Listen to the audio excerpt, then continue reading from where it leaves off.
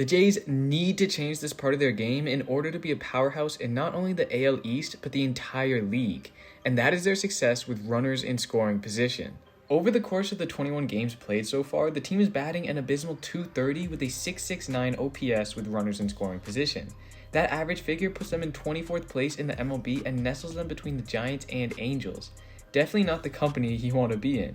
And when we look further, the 5 teams directly below the Jays are, like mentioned before, the Angels, then the Rockies, Athletics, Royals, and Tigers.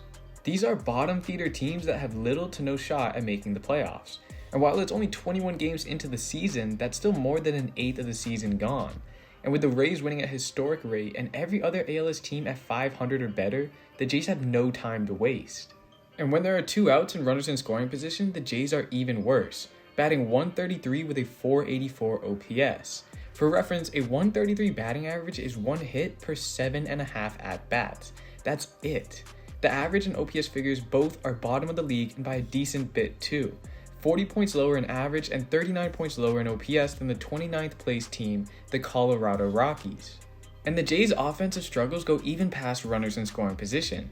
Take a look at the Jays' cumulative stats during the last 7 days, batting below the Mendoza line and putting up only 2.66 runs per game, completely unlike the Jays we are used to.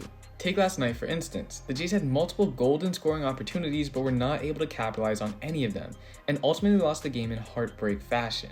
In the first, they had Springer on third and Vlad on second, 1 out, and it was Matt Chapman and Dalton Varsho at the dish, but they couldn't bring them across. They also had a leadoff double in the second inning from Kirk, but he didn't even move. Then in the 6th, bases loaded, but again the Yankees got out of it. And in the 8th, Bo had yet another leadoff double, but no one was even able to move him up 90 feet. The Jays finished the game 0 for 9 with runners in scoring position and ultimately cost them the game.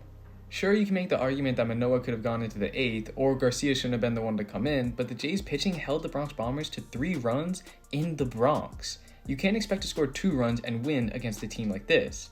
These are the scenarios that are killing the Jays. They should have easily been able to touch up Cole for at least 3 runs, but instead he got to exit the game with a respectable 5 2/3 innings pitched and 0 earned runs.